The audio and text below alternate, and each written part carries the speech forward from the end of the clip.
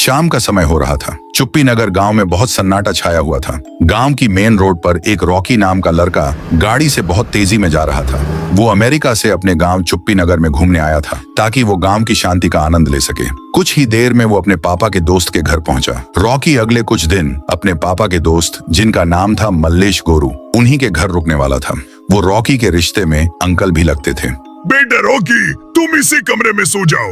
अब से कुछ दिनों तक यही तुम्हारा कमरा है। इतना बोलकर मल्लेश जी वहां से चले गए। रॉकी भी अपने अंकल की बात मानकर सो गया। देखते ही देखते रात के 12 बज गए। रॉकी अपने कमरे में गहरी नींद में सोया हुआ था। अचानक से रॉकी ने कुछ ऐसा सुना जिससे उसकी नींद खुल गई। असल में पूरे गांव के अंदर भेड़िया के रोने की आवाजें गूंज रही थीं। रॉकी अपना मूड फ्रेश करने के लिए बालकनी में गया और वहां से पूरे गांव को देखने लगा। अचानक उसकी नजर एक छोटे से घर पर गई। वो घर जल रहा था और उस छोटे से घर के अंदर से कभी भेड़िया के रोने की तो कभी इंसान के चिल्लाने की आवाजें गूंज रही थीं। और सबसे हैरान कर देने वाली बात ये थी कि पूरे गांव वालों को इस चीज से बिल्कुल फर्क नहीं पड़ रहा था।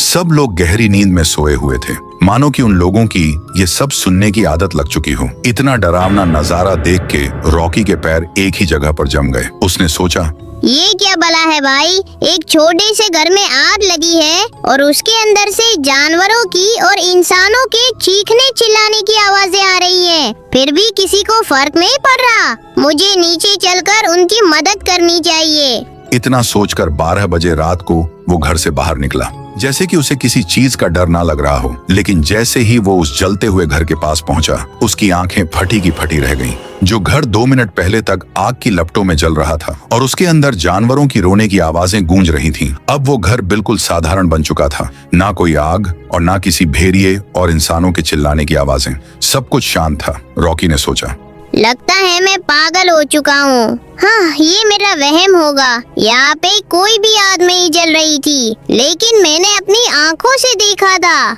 इतना सोचकर वो पूरी तेजी से वहां से भाग गया और अपने अंकल के घर जाकर वापस से सो गया। उसे नींद आ ही नहीं रही थी। वो बस ये तमन्ना कर रहा था कि कल सुबह हो जाए। देखते ही देखते सुबह के 7 बज गए। पूरी रात जागने के बाद रॉकी की आंखों के नीचे गड्ढे हो चुके थे। वो अपने अंकल के पास गया और रात में बीती हुई बात के बारे में पूछा, लेकिन रॉकी की बातें सुनकर मल्लेश गोरू जी की आंखें गुस्से से लाल हो गईं। सुनो रॉकी, दोबारा उस जलते हुए घर पे और जानवरों के रोने की आवाजें पर ध्यान बिल्कुल मत देना। ये तुम्हारे भलाई के लिए बोल रहा हूँ, नहीं तो क्या पता दोबारा मैं तुम्हें समझा पाऊँ या नहीं, क्योंकि इस बेवकूफी के चक्कर में तुम्हारी जान भी जा सकती है। अगर इस कहानी की पूरी मूवी चाहिए तो सब्सक्राइब करके कमेंट में लिखो फुल मूवी।